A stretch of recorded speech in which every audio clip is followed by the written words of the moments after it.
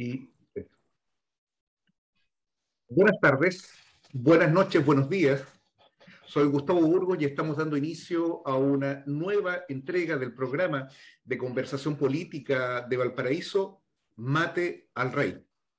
En el día de hoy estamos con dos invitados que son absolutamente de la casa y con quienes vamos a compartir el análisis de las últimas chispas de la situación política nacional, que al menos en el terreno electoral comienza a marcar rasgos que pasan de lo trágico a la comedia y que indudablemente se están expresando con especial intensidad en los episodios que se han vivido en el interior de la lista del pueblo. Esto, además, en un contexto en el que reanimamiento imperceptible a veces, pero consistente y generalizado de las movilizaciones y especialmente el accionar de los trabajadores, hay negociaciones colectivas y huelgas votadas en curso de sectores importantes, van marcando un paisaje político muy particular. En el día de hoy contamos con la presencia, en primer lugar, del compañero Juan Carlos Gómez Leighton, quien pesa 83 kilos, es del signo Capricornio, es, además de todas estas importantes características, es cientista político y según nos han dado nuestros informantes y alguna información que nos ha llegado de manera gráfica, es uno de los precandidatos de la mentada lista del pueblo. ¿Cómo está, Juan Carlos? ¿Qué tal, Gustavo? Gracias por la invitación. Un saludo cordial a Sergio y también a Marcel. Yo quisiera hacer una rectificación en los datos. Señor. Yo tengo 1,83 m de estatura. Peso 89 kilos. ¿Ah? Y soy del signo Acuario. Y si conversamos, yo soy peso pesado. Y para algunos debo ser peso muy pesado. Muy bien. De muchas personas, ¿no? Las personas que no me quieren siempre dicen que soy medio pesado. No sé, pero eso lo dirán los auditores o las personas que nos vean, ¿no? Muy bien, como estamos imbuidos de un espíritu controversial y boxeril, decidimos tomar esta determinación de comenzar señalando a nuestros panelistas como si se tratase de boxeadores. En el otro extremo del ring tenemos a un veterano de estas lides. Él es natural de Santiago. Pesa 75 kilos, corresponde al signo zodiacal Piscis, es economista, fue candidato de 1000 batallas, el compañero Marcel Clot. ¿Cómo estás, Marcel? Hola, ¿qué tal? Buenas tardes, saludos a Juan Carlos, a don Sergio y a ti especialmente, Gustavo. Muy bien, comenzamos entonces esta jornada. Como ya he señalado, hay un hecho que en realidad resulta particularmente especial, ¿no? Que es la circunstancia de que hubo un referente electoral de tanta significación a partir de las pasadas elecciones de la Convención Constitucional, proclamara, esto fue analizado en el programa anterior, la candidatura de Cristian Cuevas de una manera un tanto misteriosa, un tanto extraña, ¿no? Como resultó ese día jueves hacia el viernes, que apareció ese comunicado de un aparente tricel, que entendemos que es un tricel de la lista del pueblo, y que proclamó a Cristian Cuevas. Después de eso han aparecido una serie de hechos que contraponen algunas figuras dirigentes de la lista del pueblo, tanto Montesinos de un lado, aparentemente Espotorno de otro, algunos de ellos, especialmente pareciera, ¿no? Que del sector de Montesinos no han reconocido la proclamación de Cristian Cuevas y finalmente durante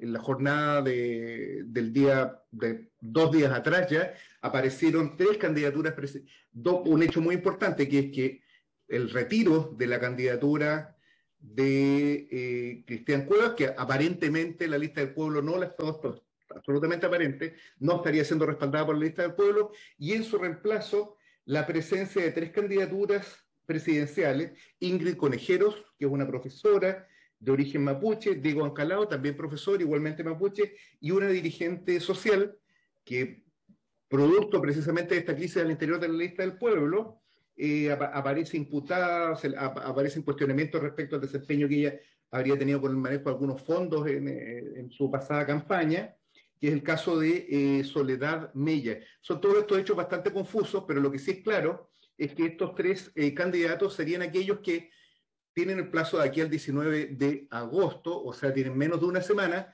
para reunir 33.000 firmas, y además de reunir esas firmas, concurrir a una primaria de la lista del pueblo, en la cual se definiría un candidato de este sector. Es una tarea un poco titánica. Es difícil creer, pero la lista del pueblo nos ha sorprendido tantas veces con tantas cosas que es probable, podría perfectamente esto verificarse, pero al menos el sentido común nos indica que es poco probable, aun cuando es posible que esto ocurra.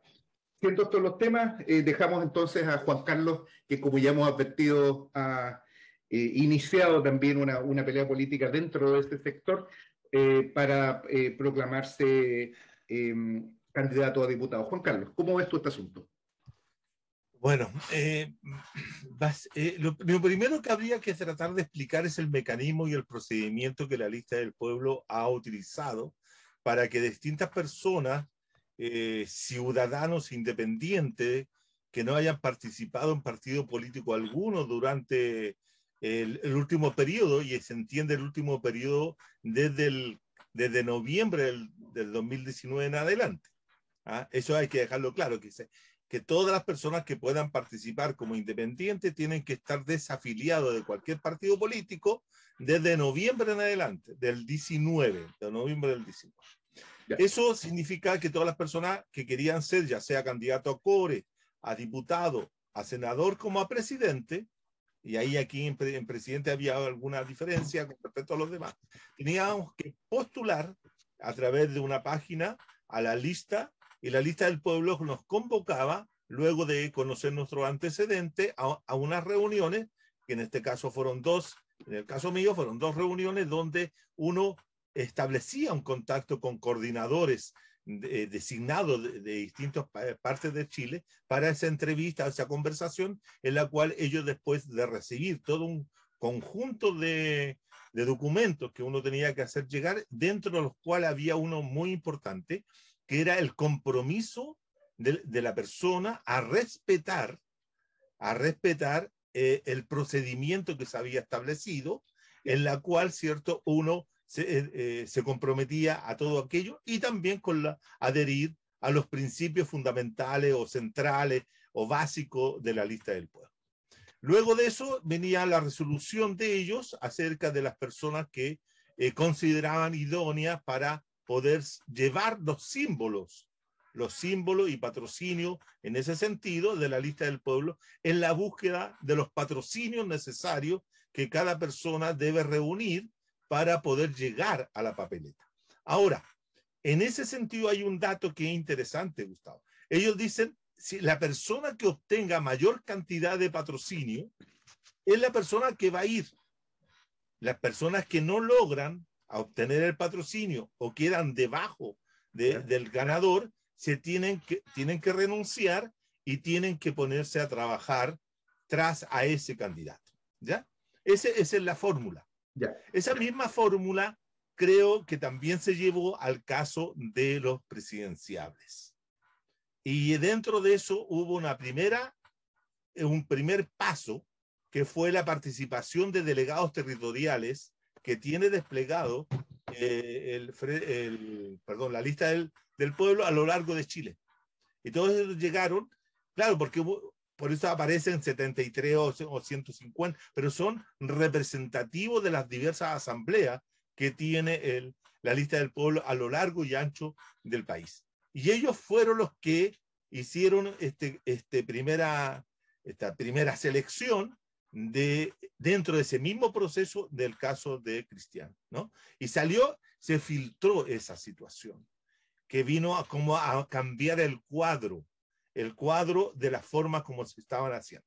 Eso hizo que y desarrolló una suerte de descontento al interior de un sector o dentro de la lista del pueblo que exigió, ¿cierto?, que se rectificara esa situación y se invitara a Cristian a seguir el mismo procedimiento que los demás, aunque ya había habido una suerte de proclamación y todos los medios lo sacaron, lo pusieron en boga, ¿no? A dar vuelta por todas partes. Entonces, y lo llevaron a la televisión, etc. Y él ahí planteó algo que rompía el compromiso inicial. Cristian señaló que él se perdía y si había otra persona que obtenía mayores patrocinios, él iba a seguir igual. Entonces eso fue también una suerte de plantear un hándicap o pegarle un uppercut, ¿cierto? Un gancho, qué sé yo, en materia boxeril a los demás y los demás reaccionar. Incluso lo que yo he sabido, que hubo una votación al interior de la lista de no llevar presidencial. Y se hizo una votación y bueno, y ganó la idea de que había que llevar. Y salieron estas 3 personas que tú has señalado en ese sentido. Ahora, yo tengo la impresión, ya haciendo ya un análisis fuera de mi condición de precandidato, haciendo un análisis político, creo que esa primera filtración o esa situación de nombrar a Cristian como candidato de la lista del pueblo y hacerlo aparecer dentro de todos los medios de comunicación y el escenario político fue un error, pero al mismo tiempo, fíjate que uno puede hacer una lectura en tanto que se observa el nerviosismo que generó en los sectores tanto de los actores institucionales del sistema, llámese partidos políticos conformes con el neoliberalismo, con el sistema de democracia protegida, y también de los sectores más a la izquierda de esa situación, porque a todos los remeció, porque de una u otra manera, lo que muchos habíamos sostenido como análisis de la necesidad de que la lista del pueblo llevara un candidato, aparecía y venía a ocupar el espacio y el vacío que había producido, ¿cierto?, la derrota de Daniel Jadwe y la no correspondencia de un candidato como Boris a las filas de la izquierda, y por lo tanto dejó un espacio abierto para ser ocupado. Y ese espacio abierto, dadas las conformaciones y la estructuración del nuevo escenario político creado a partir del 15 y 16 de mayo, era un candidato de la lista del pueblo. Entonces ahí surgieron nombres. Estaba el nombre de Ancalao, estaba el nombre de Jorge Chap, estaba el nombre de otras personas, pero figúrate que dentro de eso no estaba, dentro de esa previa, por llamarlo así, no estaba el nombre de Cristian Cueva. Y cuando sale el nombre de Cristian Cueva, genera este terremoto y genera reacciones de todo tipo. Hay gente que reaccionó muy violentamente contra Cristian desde distintos lugares, ¿no? Y que lo más interesante, nubló durante toda esta semana la consulta de los partidos de la nueva o de la nueva mayoría o de la vieja concertación.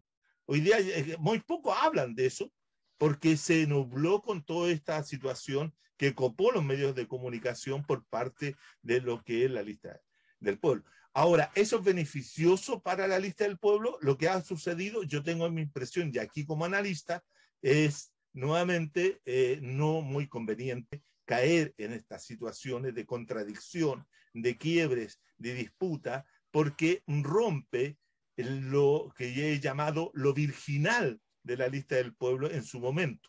En su momento la lista del pueblo aparecía como que venía a ocupar una alternativa clara, ¿cierto?, distinta a las prácticas políticas que durante 30 años los partidos y las organizaciones políticas y sociales de la democracia protegida nos tenían acostumbrados.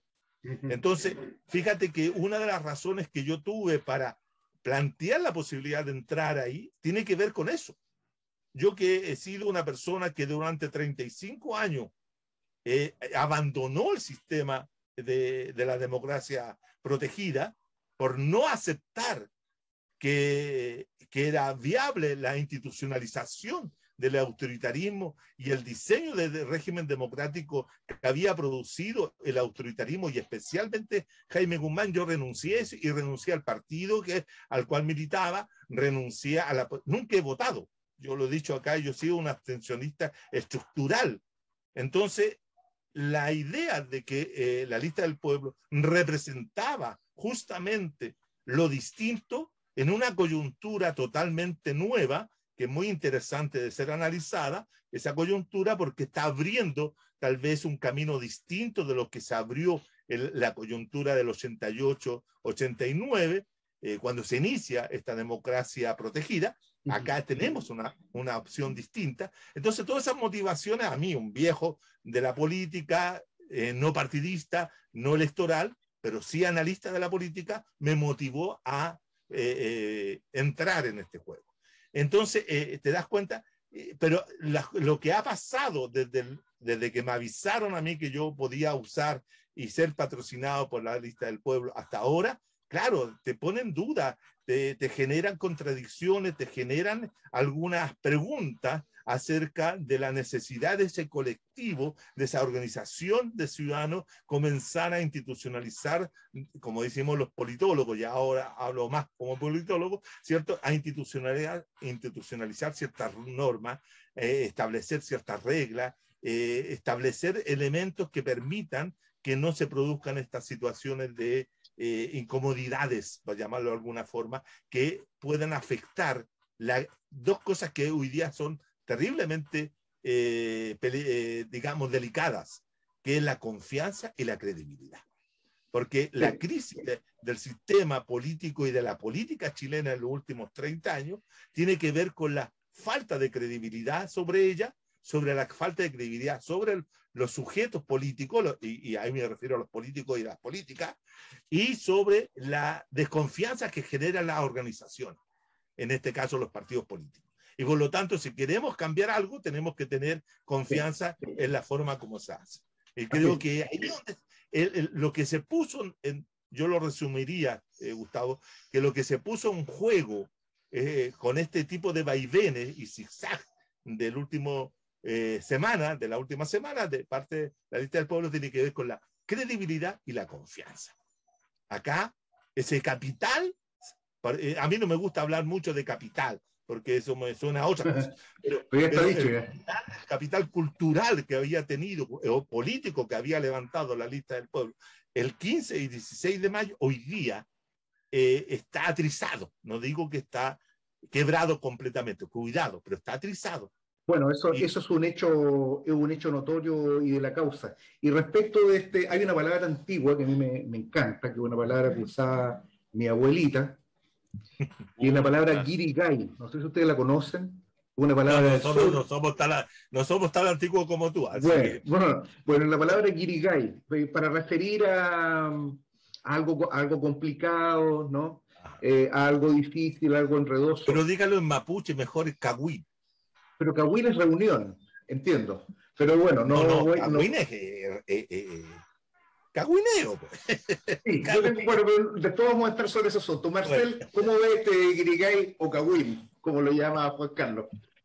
Estás en audio. Ahí. Bueno, mira, partir diciendo que así como coincidimos con Juan Carlos hace unos programas atrás de que la lista del pueblo había significado, no sé si ha perdido su significado, pero por lo menos desde un principio había significado para muchas personas que hemos venido por años luchando contra el sistema neoliberal, este modelo autoritario instalado por la Constitución de Guzmán, Lagos y Pinochet. Estábamos un poco decepcionados respecto a lo que ha sido el accionar de la lista del pueblo en estos últimos tiempos, a partir de su gran aparición, que es con la elección de la Convención Constitucional. Bueno, yo diría que independientemente de este tipo de de situaciones que yo creo que tienen que ver con la suciedad propia de la política, porque es muy difícil hoy día hacer política sin estar metido en esta lógica, en esta dinámica, ¿no? Los medios hacen algo, aparecen, en todos estos esfuerzos políticos, aparecen siempre los oportunistas y se meten, tienen una habilidad para entrar y esos oportunistas siempre desestructuran todo, lo echan a perder, orientan las cosas en una dirección que no corresponde. Entonces, yo, independientemente de estas cosas, ¿no? De verdad la situación con Cristian Cuevas fue lamentable, digamos, es una cosa, porque incluso él se presentó en la entrevista que hizo en televisión como el candidato de la lista del pueblo, y ahí hubo una suerte como de dime y diretes con el periodista que le decía, oiga, pero ya lo están bajando a usted, y el otro insistía que había sido elegido, lo habían llamado, era el candidato de la lista del pueblo. Entonces, eso claramente, mira, independientemente de lo que nos parezca o no nos parezca Cristian Cuevas como candidato, cuestión que yo me voy a reservar porque la verdad no tiene mucho sentido, digamos, es una muy mala señal desde el punto de vista de la forma de hacer política. Además, él, ¿no? Se presenta con un discurso como aquí yo vengo a representar al pueblo y a los pueblos de Chile. Además dice, respecto a Boric, que a mí no me gusta para nada, todo el mundo sabe, que con la votación de Boric no le alcanza para ser presidente, no le da la talla. Desde una elección en que fueron 44 personas que a él lo designan como candidato. Entonces, es una cosa bastante poco elegante, ¿no? El entrar a hacer política de esa manera. Además de todas las otras cosas que pertenecen al Cagüín. Bueno, yo creo que la lista del pueblo sigue decepcionando. Yo sigo pensando de que, a pesar de todo ello, por la trayectoria y la composición de muchos de sus componentes, debería esto avanzar hacia un referente que permita canalizar las inquietudes de lo que fue la explosión social, el estallido o la revuelta popular del 2019, que falta que a esa lista del pueblo se le sumen otros sectores que históricamente han peleado de manera independiente, de manera casi solitaria, en sus pequeños grupos. Yo creo que todavía pienso yo yo estuve, por ejemplo, con María Rivera conversando con ella porque la invitamos a apoyar el movimiento huelguístico que estamos desarrollando en Codelco. La convencional y a mí me parece, claro, ella, exactamente, María Rivera, ella es una excelente figura, digamos, tiene una trayectoria espectacular, digamos, ¿no? Entonces, la lista del pueblo tiene integrantes que tienen esa trayectoria, que son legítimas, mucho más legítimas que toda la clase política actualmente presente, ¿no? Y por lo tanto yo creo que todavía es una apuesta a la que hay que por decirlo así, añadir otras expresiones y otros movimientos y otras experiencias de lucha. Yo creo que a esa lista del pueblo le hace falta, a mi juicio, un ala o un sector que emerja y que pueda articularse con la lista del pueblo, que represente genuinamente lo que es la historia del movimiento obrero, los trabajadores, el mundo popular trabajador, porque todavía sigue siendo la lista del pueblo un referente que más bien señala los intereses de grupos sociales, organizaciones sociales, sector más popular, pero esto que para mucha gente vinculada a la economía, ¿no? Y que entendemos que la economía es más trascendente de lo que la gente cree, simplemente porque somos seres biológicos que necesitamos comer, abrigarnos, vestirnos, qué sé yo. O sea, la economía es bastante importante en la organización humana. Por lo tanto, aquellos que están ahí, que tienen que ver con la producción de esos bienes y servicios, de esas condiciones materiales para satisfacer la existencia de las personas, tienen que ser parte de este proceso. Yo creo que esa es la gran ausencia de lo que es hoy día la lista del pueblo, Y a mí me parece que la aparición de Cristian Cuevas fue un flaco favor para ellos, ¿no? Porque de alguna manera Cristian Cuevas representa, viene de ahí, su origen, su aparición en la vida pública, es un gran movimiento sindical que hubo en los Andes, en el sector, en el cobre, en Codelco y en otras mineras, y que tiene que ver con los trabajadores más precarizados. Él encabezó un movimiento. Desgraciadamente después él abandona esa lucha. El 2007. La abandona, el 2007. La abandona. Cosa que no es muy bien vista por parte de... Yo trabajo con mineros y ellos no les pareció nunca bien. Yo era asesor de sindicatos mineros en esa época y lo sigo siendo ahora. Y la aparición de Cristian Cuevas como emergiendo de esa trayectoria en muchos sectores de la minería generó bastante molestia precisamente por esa trayectoria de abandono. Yo no quiero hablar de las cosas, de los pormenores de estas cosas, pero lo que sí ocurrió es que él abandona la conducción de ese movimiento e ingresa a ser un funcionario de la señora Bachelet. Eso generó mucha disconformidad en los sectores de trabajadores vinculados a la minería.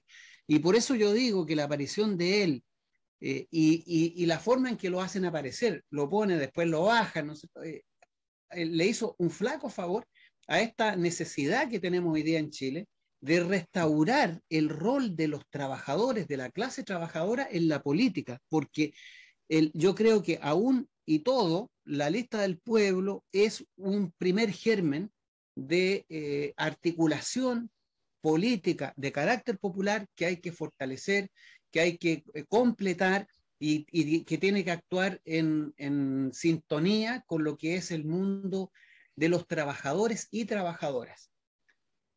Eso, estimado. Muy bien, durante la alocución de Marcel se incorporó a nuestros estudios una figura que ha sido reclamada, su presencia en este programa por el pueblo estallidista, que es una fracción del inframundo de las comunicaciones en nuestro país. Él es un púgil veterano en estas lides, pesa 83 kilos, aquí estamos siempre ya dentro del rango del peso pesado, y él es de signo Capricornio, y se llama Ariel Zúñiga, que lo tenemos acá. Estás con el micrófono apagado, Ariel. ¿Cómo andamos? ¿Le revisaron adentro los guantes, Gustavo? Sí, se le hizo toda la revisión. Y acostumbra a poner pernos y cosas. Acostumbra a poner pernos y ese tipo de cosas. El doping está intacto. Hola, qué distinguida concurrencia. Un abrazo a Juan Carlos Gómez, a Marcel, y también a Risenberg, y obviamente a ti, Gustavo, un abrazo fraterno. Muchas gracias por esta invitación y darme la oportunidad de estar acá. Estaba por mientras hablaba, yo había entrado por mientras estaba hablando don Juan Carlos, y al escucharlo le saqué varias tuercas y varios pernos que traía, ya venían en los guantes, estaban cosidos de hecho, se los tuve que coser, porque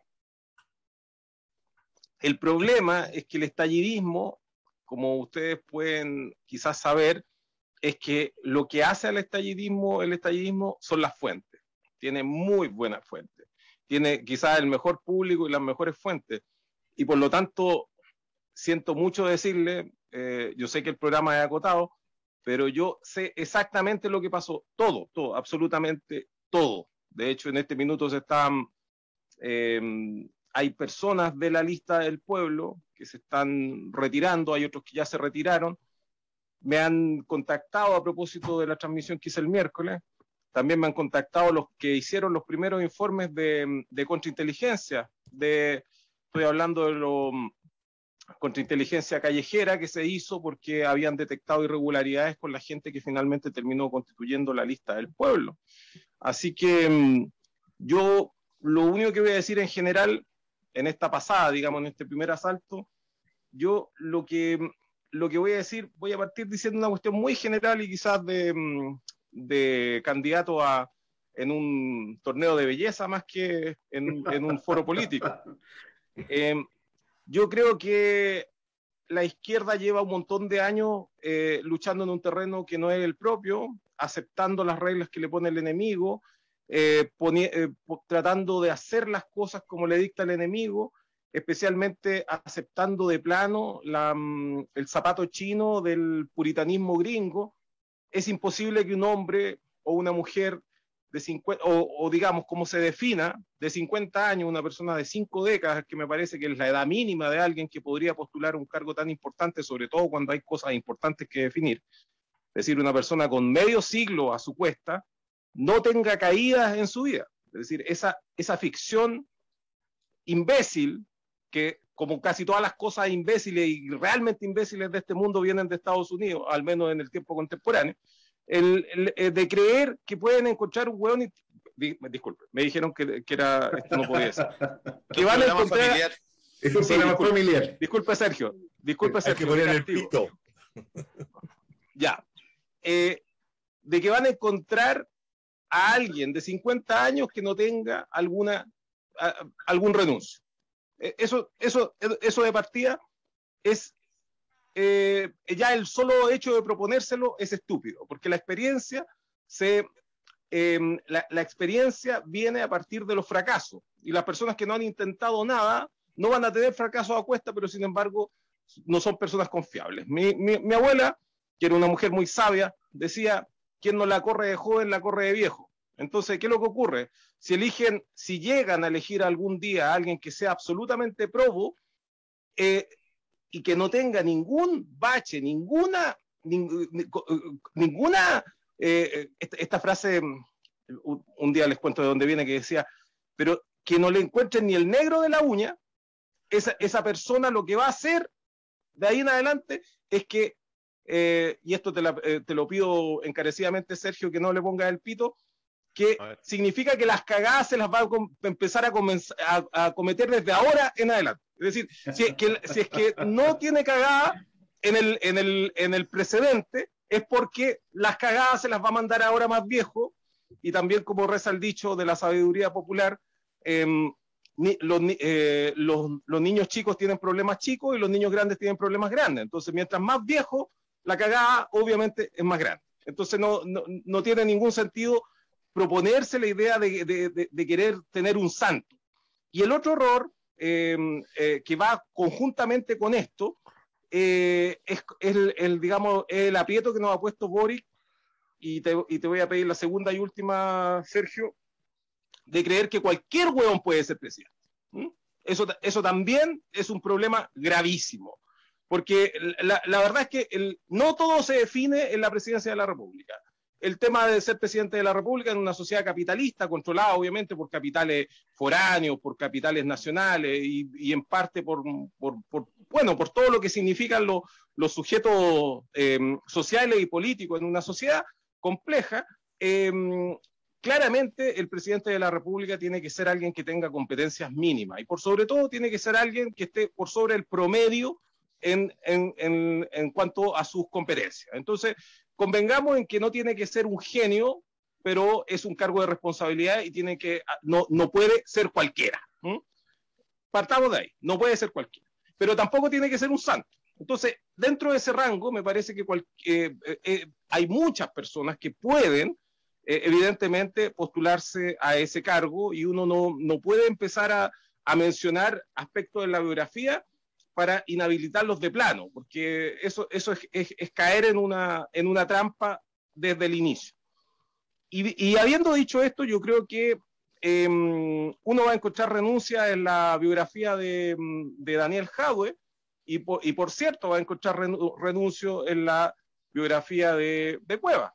Pero resulta que somos nosotros, los más viejos, los que estamos en este minuto en el pie forzado de tener que explicarle a los jóvenes cómo nos farreamos esta oportunidad, y nos farreamos a esos dos candidatos, porque nos farreamos a esos dos candidatos.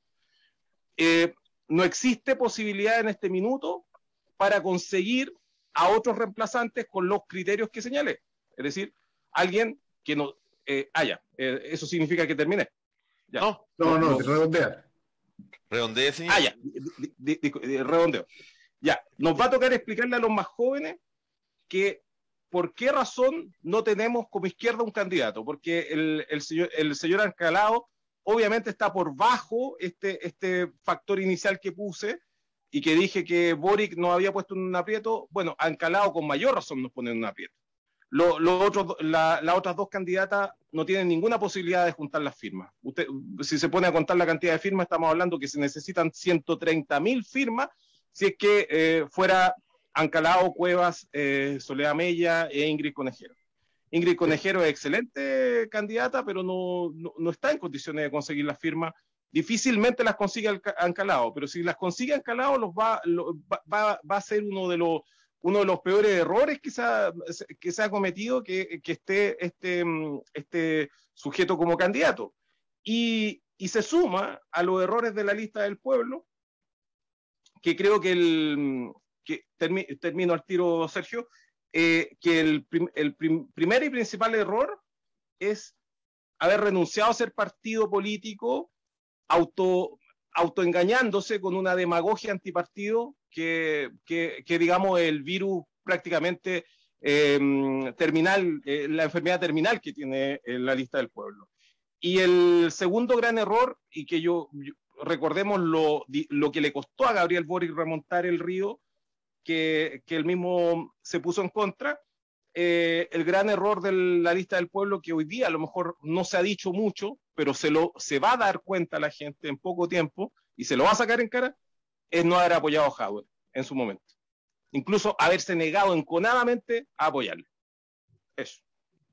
Yo creo que hay una serie que a mí me gustaba mucho, que se llama Los Invasores, ¿no? David Vincent los ha visto. De hecho, la frase de todo ese texto inicial, yo me lo sabía de memoria, ahora obviamente lo he olvidado, afortunadamente, pero tenía como premisa la idea de que el mundo estaba comenzando a ser invadido por extraterrestres, y que estos extraterrestres eran reconocibles solamente porque cuando tomaban algo tenían una inflexibilidad en el dedo meñique. Eso me parece que era la razón. Lo que hacía que yo cuando era chico también trataba de siempre andar con el dedo meñique así para por lo menos impresionar a mis coetáneos de que yo podía ser eventualmente un extraterrestre.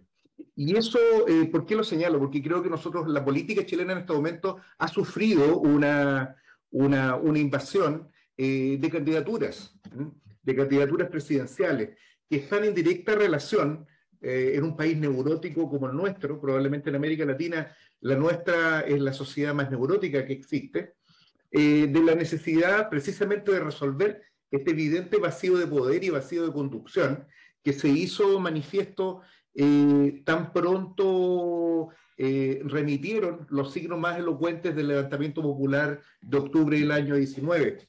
Y me refiero particularmente con este proceso que seguramente se va a estudiar durante décadas, que es aquello que esta especie de cancelación del proceso revolucionario con motivo de las medidas que aplicó el gobierno de manera bastante morosa para enfrentar la pandemia del coronavirus, que hasta el día de hoy siguen vigentes en nuestro país. Mientras hace este programa, no está de más recordarlo, seguimos en toque de queda. O sea, si queremos salir tarde, no podemos, ¿no? Eso es una expresión viva de esta dificultad. Y estas candidaturas expresan esa necesidad, una necesidad de poder, una necesidad de gobierno, y que no logran satisfacerse. A veces pueden resultar, yo estoy totalmente de acuerdo con un punto que señaló Marcel. O sea, uno puede referirse respecto de uno u otro candidato con tales o cuales características, como también apunta Ariel, pero la verdad es que lo realmente relevante es de que detrás de estas candidaturas existe una necesidad de alguna tendencia política en algún sector de masas, que actualmente son todos pequeños colectivos que apuntan a tratar de resolver el gran problema político de conducción que hay. En un país tan institucionalizado que, como comentamos hace un tiempo, este país tiene una institucionalidad burguesa, capitalista tan desarrollada, tan altamente estructurada y yo diría hasta cierto punto, ¿cómo se llama esto?, artrítica, que permite que este país siga funcionando sin presidente de la República, como ha ocurrido hace más de un año, ¿no? Que la figura presidencial, este hegemón esta verdadera continuidad del gobernador español que está este reyesuelo, que es el presidente de la República, haya desaparecido, el país sigue funcionando. Entonces, existe detrás de estas candidaturas la necesidad de dar una respuesta política unificada y coherente. Esta es la necesidad. Me parece que puede ser un error, y a mí me parece que en realidad es un error, enfocar esto solamente desde el punto de vista programático, ¿m? Porque no cabe duda, digamos, detrás de la candidatura de Cuevas, de Ancalao, ¿para qué vamos a hablar respecto del resto de los candidatos del régimen, ¿no? De Boric o de Sichel? No hay una identidad programática que guarde ninguna relación con la experiencia revolucionaria de octubre, no están vinculadas.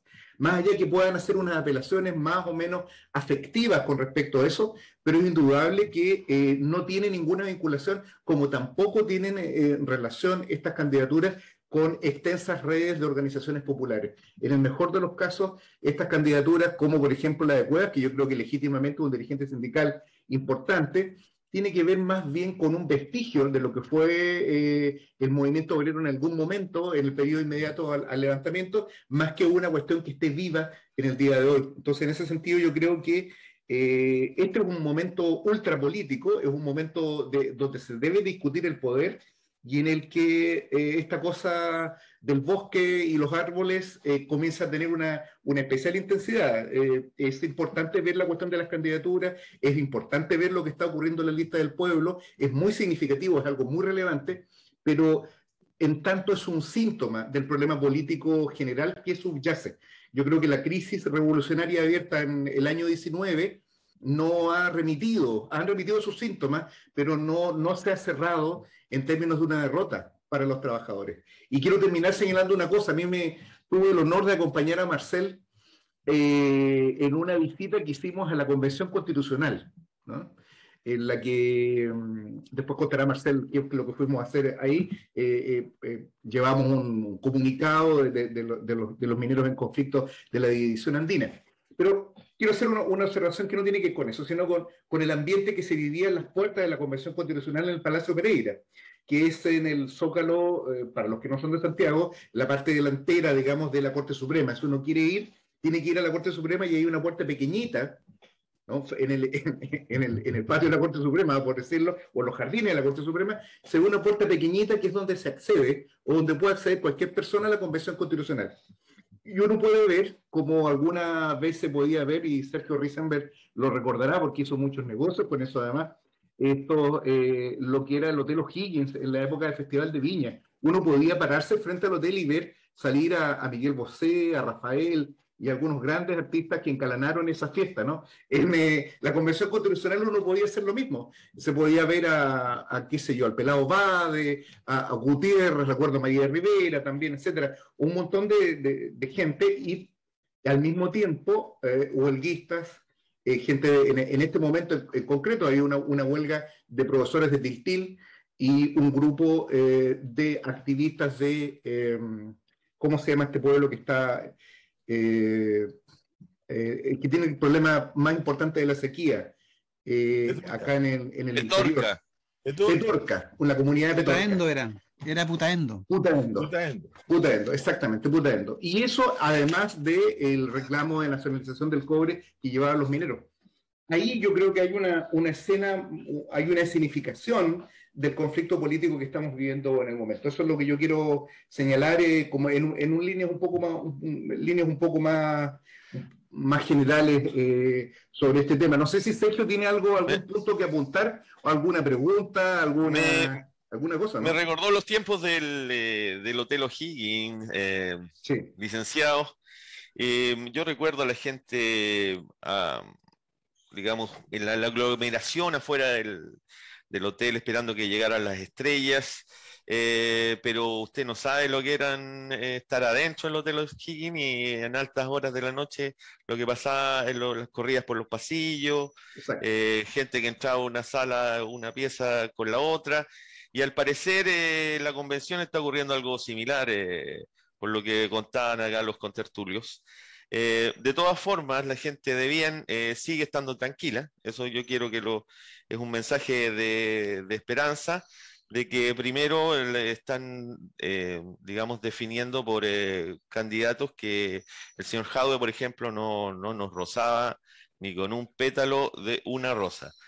Y ahora tienen además un enredo en las candidaturas de la convención, lo que nos permite augurar un futuro esplendor para ese Chile de bien que busca un orden y una seguridad para establecer y desarrollar negocios y crear empleos. Me parece siempre esa visión tan lúgubre de la realidad me parece bastante elocuente. Sergio, hay algunas preguntas que nos llegaron de los miles y miles de preguntas que nos llegan a través del sistema de correo en papel que tiene este sistema, este programa, porque este programa dirigido como es por Sergio Risenberg funciona a la antigua, tenemos una casilla en el correo de Santiago, en la que nosotros recibimos distintas comunicaciones. ¿Hay algunas preguntas dirigidas a los panelistas? Nos han llegado bastantes cartas, algunas cartas de grueso contenido, como siempre, que nosotros saltamos porque este programa está orientado a la familia, para que el padre y la madre luego lo comenten en la sobremesa. Hemos seleccionado una carta del señor Jorge Manríquez Leiva, 67 años, ingeniero en minas. Bueno, aparte de señalar su admiración por los comensales y contertulios, pregunta al señor Marcel Claude, uno de nuestros panelistas, ¿en qué estado van las negociaciones de la huelga del cobre y qué posibilidades tienen los trabajadores del cobre de ampliar este movimiento hacia otros sectores de la población? Qué terrible. Adelante usted, Marcel Claude, si quiere responder al señor Leiva. Bueno, muchas gracias Manríquez. por la pregunta, me parece muy pertinente y muy aceptada la pregunta. Bueno, mira, el estado de las negociaciones que hay de los 3 sindicatos roles B, porque hay 4 sindicatos en Codelco Andina, resultado de la tan solidaria y potente ley que cobija los derechos laborales, que es el Código del Trabajo, que su autor intelectual no es nada más ni nada menos que don José Piñera, ¿no? Al igual que el Código de Minería, ¿no? Y las famosas concesiones plenas, ¿no? Que son un engendro mefistofélico para los intereses del país, que después fue ratificado por otro abogado tan mefistofélico como los que hay de sobra en la plaza, el señor Cumplido, que las interpretó como reconociendo la propiedad del mineral en manos de empresas extranjeras. Todas esas cosas hay que saberlas porque están bastante ocultas, ¿no? El señor Piñera, José Piñera, debe ser de las figuras políticas más nefastas de nuestra historia porque él es autor de la AFP, de las concesiones plenas y del Código del Trabajo. Bueno, este Código del Trabajo ampara y avala el que puedan haber 4 sindicatos en una misma división en Andina, lo que le da mucho poder a la empresa, ¿no? Porque además genera disputas internas, los pone a competir a los distintos sindicatos, pero aconteció hoy día una situación bastante peculiar. Los sindicatos están relativamente alineados en un movimiento huelguístico. Ya hay 2 sindicatos que declararon la huelga, ¿ya? Y el tercero lo votaría mañana. Votaría mañana si ya votó la huelga, pero vota mañana si rechaza o no la última oferta de la empresa y ver si se suma al movimiento huelguístico. Yo creo que hay una posibilidad de triunfo en Andina, ¿no? De que los trabajadores por lo menos recuperen algunos de los derechos que sistemáticamente han venido perdiendo. Es importante saber y decir que en la división andina la masa salarial ha caído en un 41% en los últimos 8 años, que el costo laboral ha caído por lo menos un 17%, ¿no? Y todo esto a costa... No está la aristocracia obrera. no es tan aristocracia obrera, ¿no? Por lo menos en Codelco, ¿no? El bono que están discutiendo ahora de términos de conflictos de 4 millones de pesos, no de los 17 o 20 millones que se discuten en la minería privada, ¿ya? Y además, la sobrecarga laboral ha recaído de manera fuerte sobre los trabajadores, ha aumentado como en un 16% más o menos, porque existe esto de la continuidad operacional. O sea, las máquinas nunca paran. Están trabajando las 24 horas sobre las 24 horas los trabajadores en los establecimientos de Andina en Codelco, ¿no? Y esa continuidad operacional ha caído sobre los hombros de los trabajadores porque además ha disminuido sistemáticamente la dotación, ¿no? Entonces, obviamente hoy día el esfuerzo laboral recae sobre mucho menos trabajadores que hace 8 años atrás. Y además han ido perdiendo un conjunto importante de derechos, la salud, que para la minería es muy importante, los viejos a los 50 años terminan todos enfermos y con distintos problemas de salud que no son menores, qué sé yo, la silicosis todavía es un problema dentro de la minería, los problemas motores, trabajar en altura, con altas temperaturas. Bueno, entonces la salud la han ido perdiendo. Y yo creo que en esta negociación que partió muy, muy favorable a la empresa, porque la empresa llamó a una negociación anticipada en enero y febrero y los 3 sindicatos se rechazaron la propuesta de la empresa. Después se inició la negociación reglada, obligatoria, y también uno de los sindicatos en el que yo trabajo y que yo presto mi colaboración como profesional, quebró la mesa y se retiró. Y eso obligó a los otros sindicatos a hacer lo mismo y finalmente a declarar la huelga. Ahora, la presencia nuestra en la Convención Constitucional en la semana, el lunes de esta semana, se debió precisamente a ello, porque nosotros obviamente en un proceso de huelga lo que se busca son apoyos políticos, ¿no? Visibilizar el movimiento.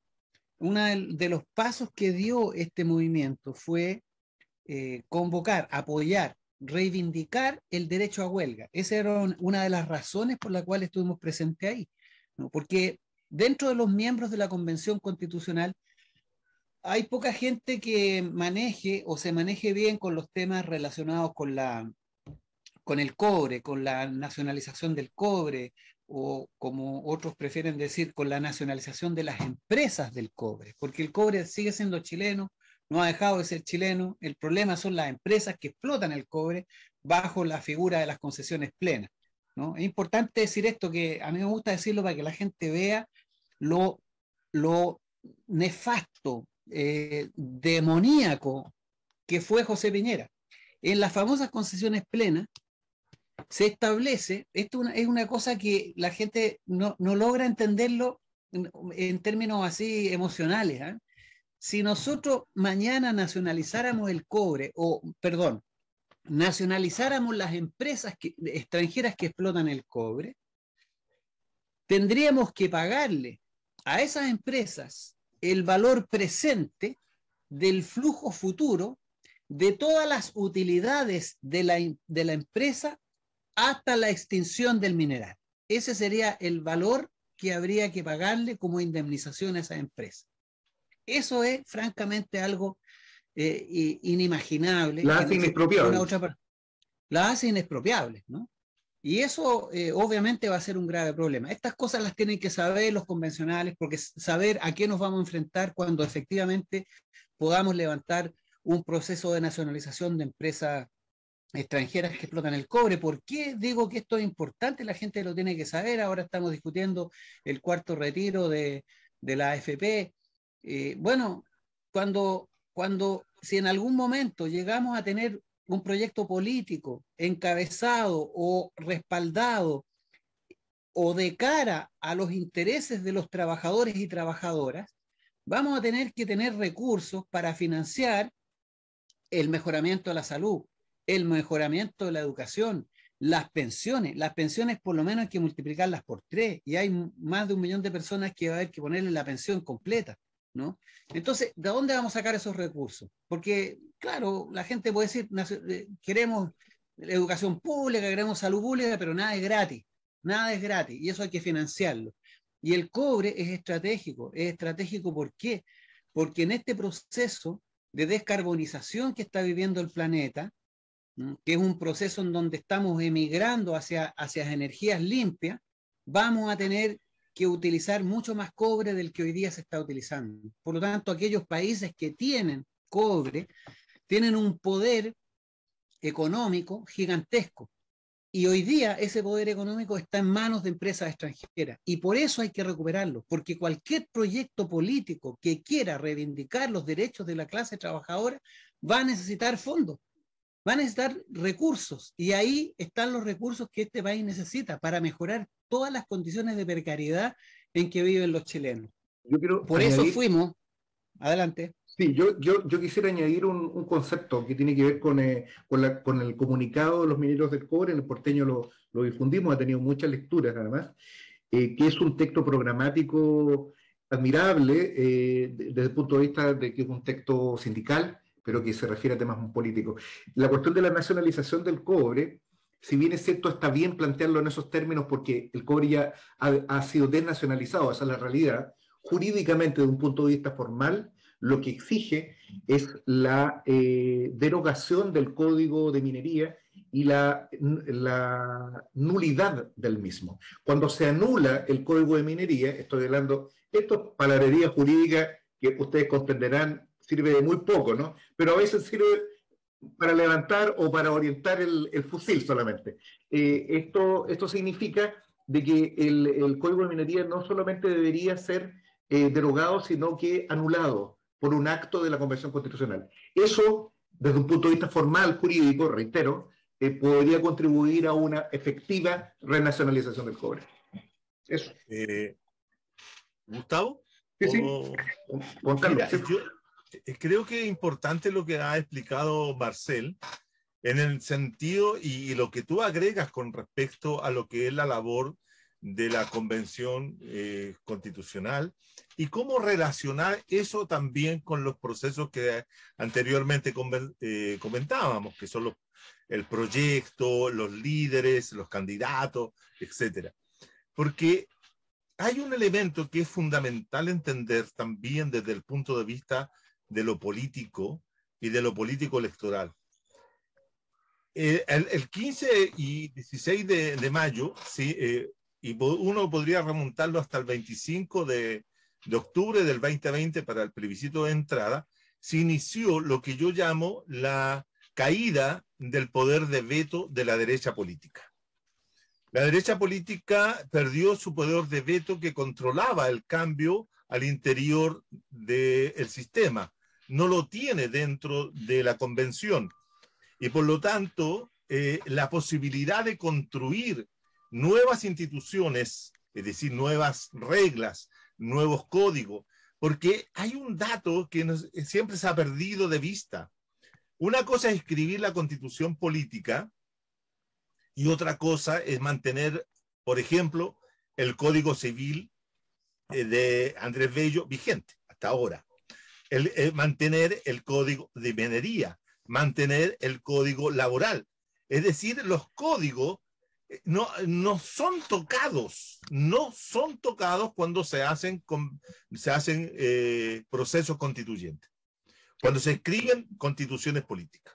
Por lo tanto, es necesario contribuir a la construcción y terminar definitivamente con ese poder político, poder de veto que hoy día procede, que tiene la derecha, sobre todo en el próximo Parlamento. El próximo Parlamento que no se va a ser elegido ni con las normas de la nueva Constitución política, sino que va a ser elegido con las normas de la actual Constitución política. Con la actual Constitución política. La Constitución política de 1980-2005 va a seguir vigente hasta cuando se apruebe la otra Constitución. Y eso puede pasar aproximadamente 1 año y medio o 2 años, dependiendo de los tiempos de la política que vaya adquiriendo. Por lo tanto, es tremendamente significativo pensar el próximo Parlamento como un Parlamento que termine con el poder de veto de la derecha institucional ¿Y cómo se logra aquello? Por ejemplo, obteniendo mayorías parlamentarias que sean suficientemente progresistas para defender y ayudar al proceso de transición política que se va a abrir entre la democracia protegida, neoliberal, que actualmente nos rige, y la nueva democracia. Estamos absolutamente En ese sentido, Gustavo, lo que se trata también de entender que no es un problema solo presidencial, es un problema también de régimen político. Estamos absolutamente pasados de los tiempos. Yo no sé si Sergio tiene tiempo para hacer unas últimas preguntas que debería estar respondida de manera muy lacónica, porque entiendo que hay una pregunta para Juan Carlos y una pregunta para Ariel Zúñiga. Yo preferiría que los panelistas se explayaran en los temas que consideran, debido a que se ha alargado el programa más de lo necesario. Ya, vemos que estamos absolutamente en una expresión de desgobierno. Como habló Juan Carlos... Correcto, ellos hacen lo que quieren, así que... Estamos bueno, pero hay que desordenar todo, pues, estimado. Exactamente, estamos chasconeando esta estructura. Ariel, ya que usted ha guardado un silencio respetuoso. Silencio cómplice. Por no decir un silencio cómplice. Yo supe de que usted tenía informaciones bastante que las anunció, pero no las enunció, respecto a un eventual o las características del fraccionamiento dentro de la lista del pueblo. ¿Tiene algún dato así preciso? Algo, digamos, de que pueda ser compartido acá con los auditores de Mate el Rey. Está sin audio, Ariel, sin micrófono. Como dije, tengo toda la información, todo, es decir, todo lo que se puede recabar como información lo dispongo. Obviamente no disponemos del tiempo para que me explaye. Voy a tratar de ser lo más breve para contarlo, porque me parece que esto, como un programa de actualidad, necesita tener información fresca. Resulta que en primer lugar, los convencionales constituyentes de la lista del pueblo no están trabajando con la lista del pueblo.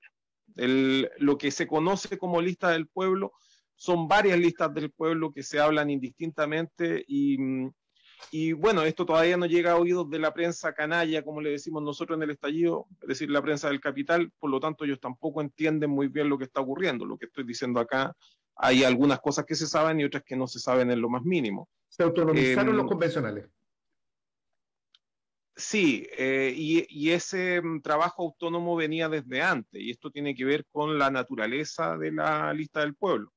Yo hablé de los errores de la lista del pueblo, que no había sido capaz de constituirse como partido. Eso lo vivimos personalmente, porque como Movimiento Revolucionario 18 de octubre, nosotros hicimos todos los intentos para que se nos abrieran las puertas de la lista del pueblo, porque entendíamos que ellos necesitaban ampliar su base electoral, a lo menos, si es que querían disputar digamos, la vía electoral que ellos ya se habían propuesto. Lo que dijo Juan Carlos tiene toda la razón.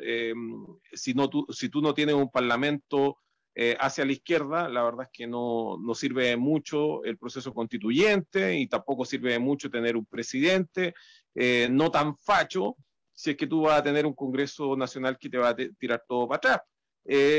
Entonces, para ganar esa elección parlamentaria, si la lista del pueblo tenía la intención de hacerlo, lo que tenía que hacer era ampliar su base electoral, y no lo hizo.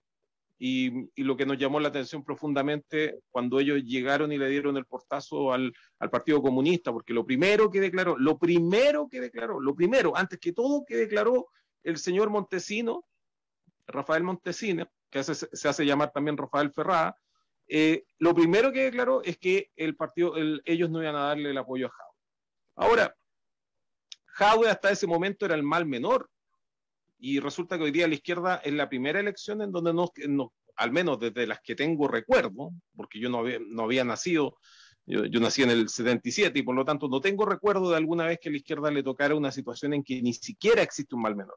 Es decir, que todas las opciones son pésimas, y realmente irremontables. Y resulta que el señor Montesino estaba tan preocupado de decirle que no a Jadwe, se suponía que si no le iba a decir no a Jadwe es porque él se iba a preocupar personalmente de que la lista del pueblo tuviera una alternativa, presentar una alternativa, porque si no, si tú no puedes estar de perro del hortelano en esto. La cuestión es que el señor Montesinos se presentó ante los medios de comunicación con un nombre muy peculiar. Él dijo de que era el miembro fundador, primero dijo fundador y luego empezaron a hablar de los miembros fundadores de la lista del pueblo. Algo que claramente no tiene ningún tipo de precedente en algún movimiento de izquierda de los que yo y en mi escasa memoria haya conocido. Las únicas personas que ocupan el nombre de fundador son personas de derecha. Partamos primero aclarando el lenguaje, porque cuando uno dice fundación, está hablando de una organización, que estamos hablando de un patrimonio que es administrado para un fin sin fines de lucro. Una fundación en Chile, como lo dice el Código Civil, es algo que hacen solamente las personas de derecha, de extrema derecha, en este país. No conozco fundaciones de izquierda. Por eso está la Fundación Paz Ciudadana, y claro, nos encontramos con otras fundaciones que dicen ser de izquierda y todos sabemos que los intereses que persigue, como las fundaciones que hacen los expresidentes de la República para lavar plata, para traer plata de afuera, para tener con sueldo a sus operadores políticos, como la Fundación Chile 21, es decir, se aprovechan de esa institucionalidad. Entonces, llamarle fundación ya era extraño. Bueno, voy a hacerlo corto. A propósito de lo que nosotros teníamos como información parcial hasta ese momento, el día miércoles transmitimos en el estallido elucubrando en una mera conjetura de que una parte importante de la lista del pueblo estaba controlada por el señor Manfredo Mayol en un trabajo que ya no sé si podríamos decir que la lista del pueblo está infiltrada, porque la verdad es que el Pato Yañez en los últimos partidos estaba menos infiltrado que la lista del pueblo. Así nomás lo voy a decir, los últimos partidos que jugó la lista del porque resulta que después que terminé la transmisión del estallido, que fue a las 12:30 de la noche, quedó un pandemonium, al punto de que hay declaraciones de la lista del pueblo a un cuarto para las 4 de la mañana. De esa misma madrugada en donde yo terminé el programa. Y esto terminó al otro día con la expulsión oficial de Ponce y Espotorno, Ángel Espotorno, que lo habíamos mencionado, y sí. El caso de Ponce lo habíamos dejado, digamos, de postre. La emisión fue más corta, no se dijo nada de Ponce. Ponce, que es un operador de Sharp en esta historia, el operador del autonomismo, del movimiento autónomo, el señor Ponce.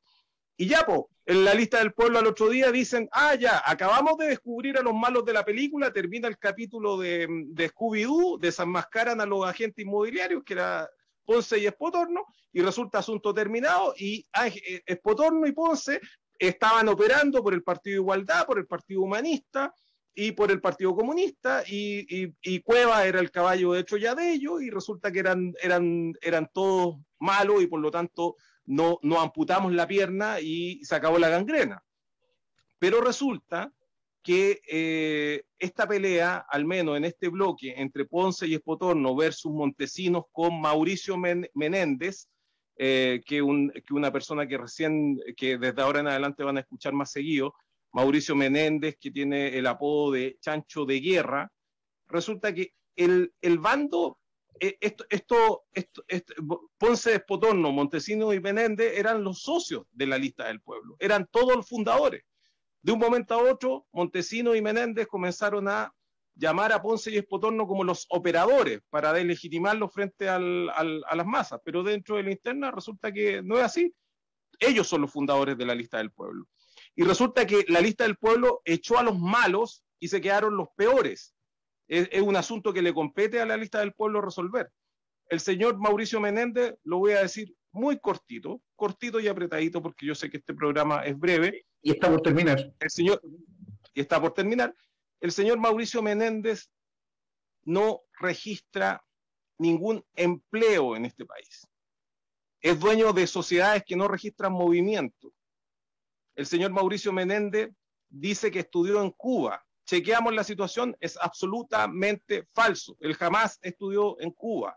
el señor Mauricio Menéndez dice que en una línea de defensa subsidiaria, él dice de que que estudió en el UNIAC. Chequeamos los datos en la UNIAC y resulta que efectivamente estudió en la UNIAC. Y me van a creer que el señor Menéndez, el último curso que registra en la enseñanza media de este país, requisito indispensable para entrar a la UNIAC o a la universidad que sea, es tener cuarto medio, él no pudo aprobar su tercero medio y sin embargo aparece en la Universidad UNIAC.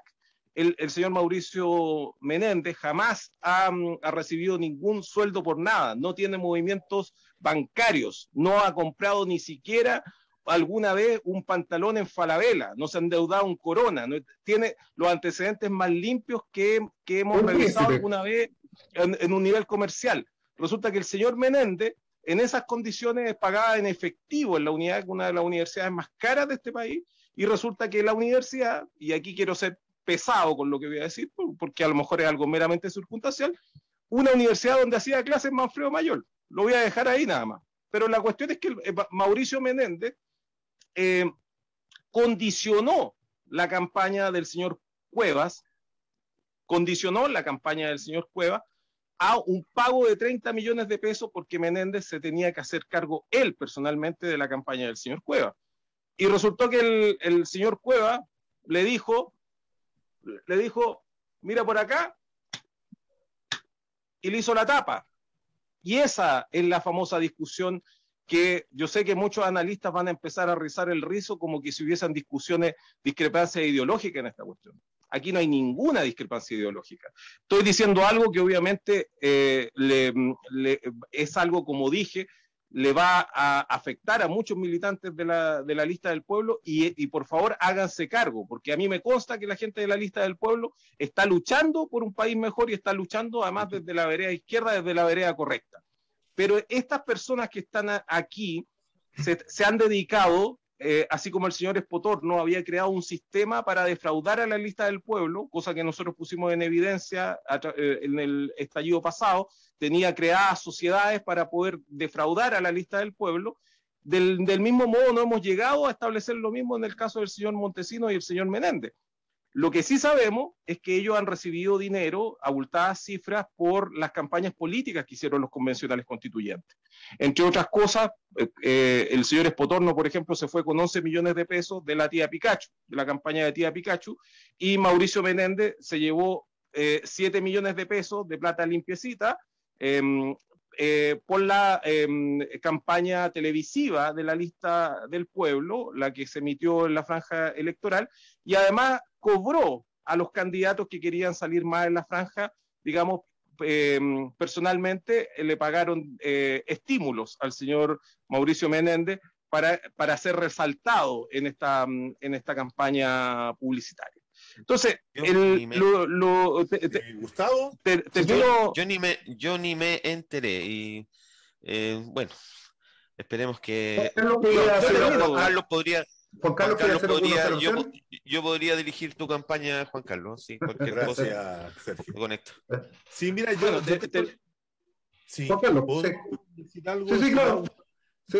Mira, yo tengo la impresión que toda la información que entrega Ariel, que yo no tengo por qué dudar de cuáles son sus fuentes y cuáles son los mecanismos de información que él posee, puedan ser respondidos en este mismo programa, ya sea el próximo viernes, por alguna persona de la lista del pueblo.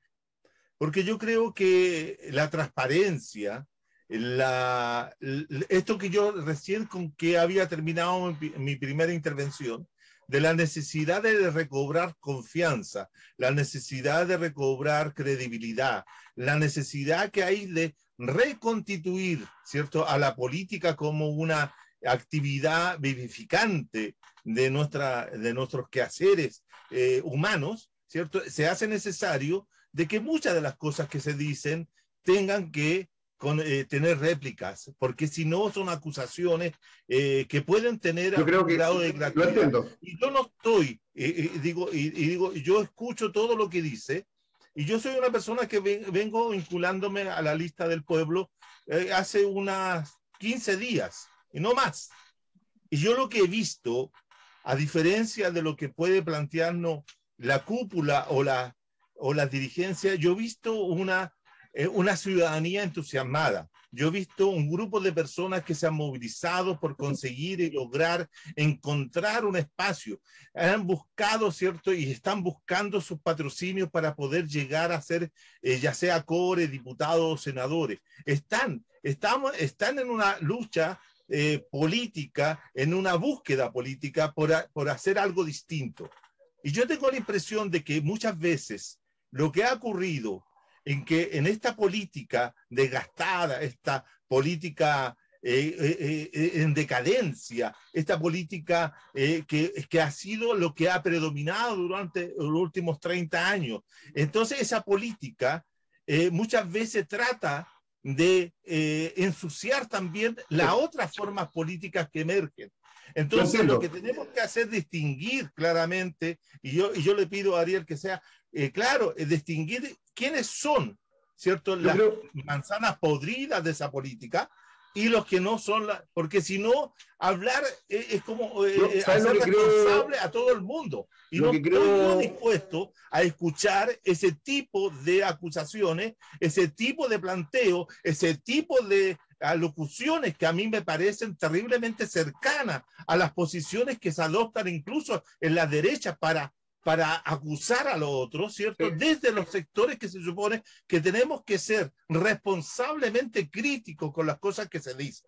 Entonces, yo en ese sentido yo creo que si aquí se han hecho acusaciones a la lista del pueblo, creo que es necesario que venga una persona responsable de la lista del pueblo, como puede ser Verónica Guzmán o cualquier otra persona que venga a este programa y pueda dar su versión. Yo no estoy capacitado y yo no tengo la vocería para decir ninguna de esas cosas. Se entiende. Por eso, pero no me gusta esa acusación al voleo que hace Ariel. Está bien, pero yo quiero hacer una observación un poco desde el programa, desde la producción del programa. Lo primero que hay que señalar es de que si existe un fenómeno político relevante como es la lista del pueblo, es necesario y oportuno el escrutinio de qué es lo que es, sobre todo si la lista del pueblo se planteó a sí misma como la renovación.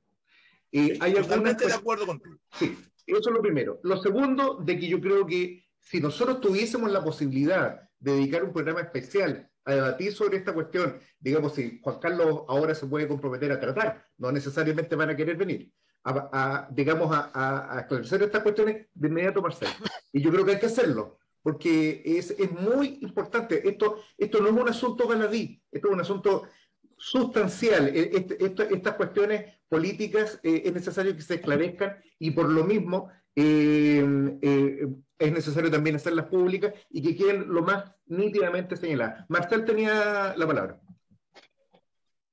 Sí, mira, brevemente, yo tengo experiencia y puedo hablar con propiedad respecto a lo que pasa en las bambalinas de la política chilena, porque yo viví un proceso electoral en donde esas cosas las vi con mis propios ojos. Los operadores políticos que intentan siempre hacer de esto un negocio, porque aquí, digámoslo claramente, la política hoy día, y esto es ideológico, fue construida. Hay un señor que se llama Buchanan, yo lo he mencionado otras veces, que es el autor de la Escuela de Pensamiento de la Teoría de la Elección Pública. Es el Friedman de la política. Convirtamos la política en un negocio. Es decir, que no sea para nada diferente comprar una gaseosa que elegir un candidato a la presidencia, ¿no? Eso es lo que estamos viviendo. Entonces, desgraciadamente, hoy día la política tiene dos caras. Aquellos que efectivamente están tratando de cambiar la historia, de hacer política honesta y de verdad. No tengo ninguna duda que Juan Carlos pertenece a ese grupo. No tengo ninguna duda que María Rivera pertenece a ese grupo. Pero también están los otros, yo los conozco, no voy a dar nombres porque no me interesa andar en el cotilleo, ¿no? Existen los otros. ¿Cuál es el problema? El problema es que los que comentan la política, los que hacen de la política un tema de análisis, como los medios de comunicación propiamente tal, ¿a dónde enfocan la política? Precisamente en esa parte oscura, en el nicho de negocios, donde está la miseria de la política, ¿no? Ese es un problema porque al final todo lo contaminan. Entonces hoy día hacer política casi estar metido en el narcotráfico. Yo quiero reivindicar a esas otras personas. Conozco a mucha gente en Chile que está en los territorios, que es parte también de la lista del pueblo y que está en esa otra dirección. Podríamos también hablar de lo que fue la historia de María Rivera, lo que ha sido la historia de otras tantas personas que han luchado y que se han incorporado a la política porque desgraciadamente tenemos que hacer política. No podemos dejarle la política a los Moreira, a las Wackelselberger, a los Ricardo Lagos. No se la podemos dejar a ellos, porque en manos de ellos está el país en que estamos. Entonces yo también exijo, cuando hacemos análisis político, cuando pensamos y hablamos de la política, hablemos también de aquellos que quieren de verdad transformar este país, de verdad hacer cuestiones honestas, porque hay gente honesta también en la política. De ellas no se habla. Y yo creo que es importante también que hablemos de esa gente. Eso, compañero.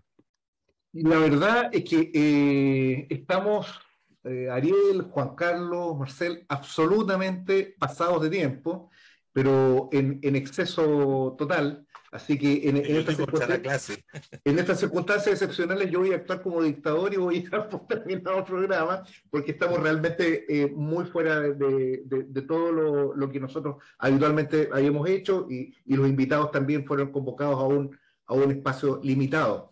Lo que hay que tener claro es que Juan Carlos va a tratar de invitar a un representante de la lista del pueblo al próximo programa. Contamos con Ariel para esos efectos. Yo creo que habría que hacer un programa especial que esté centrado en ese tema. ¿Podrías participar, Ariel? Si lo coordinamos bien. No, pero yo estoy encantado. Mira, le quiero pedir disculpas a Juan Carlos. En ningún caso he hablado mal de él ni de ningún militante de la lista del pueblo. Nombré a 4 personas con nombre y apellido, porque yo soy muy cuidadoso y yo tengo mi nombre y apellido. Si tienen algún problema, yo por interno les doy mi dirección y que se querellen por injuria o por calumnia. Todo lo que he dicho está completamente chequeado. Como usted mencionó a la señora Verónica Guzmán, el Partido Igualdad hace una hora exactamente publicó en mi Twitter, el Partido Igualdad, yo no tengo nada que ver con el Partido Igualdad, publicó que Verónica Guzmán fue galardonada con el mismo premio que fue galardonado Juan Guaidó por la ONG como activista del año, por la ONG One Young World del Reino Unido, que es una institución de derecha y de extremo derecha. Mire, hay un montón de cosas que hay que aclarar, van a recién salir a partir de la nota que algún periodista está en este minuto escribiendo, pero la información está toda en este minuto, tenemos toda la información para afirmar sin ningún problema y categóricamente de que hay personas dentro de la lista del pueblo que han estado bromeando con una cuestión tan importante como las esperanzas de un pueblo en plena revolución. Yo creo que están súper claros los conceptos. Quiero terminar solamente señalando de que acá lo verdaderamente relevante es las posiciones políticas que se están poniendo en evidencia en el marco del proceso de crisis que vive el país. Cuando estamos hablando, y como ha dicho Juan Carlos y Marcel, y en su última intervención Ariel, estamos hablando de cuestiones extraordinariamente serias, de cuestiones que son determinantes para la vida del país, y estamos hablando en definitiva de lucha de clases. Y en esa lucha de clases, como en todo enfrentamiento, ironizando, nosotros nos individualizamos al empezar este programa como si fuéramos púgiles, es precisamente porque entendemos que esto es un combate político que tiene las características revolucionarias, que no es que nosotros se las hayamos impuesto, sino que han venido siendo dados en el último periodo por nuestro pueblo trabajador. Sin más, y sí, reitero entonces la invitación para que sábado a sábado nuestros auditores prosigan en esta inagotable labor de matar al rey. Así que nos vemos. Muchas gracias, Juan Carlos. Muchas gracias, Marcel, Ariel, y por supuesto, aquí estaremos con las manos seguras y del gran e inexplicable Sergio Risenberg. Nos vemos, compañeros, y será hasta la próxima. Chao, chao.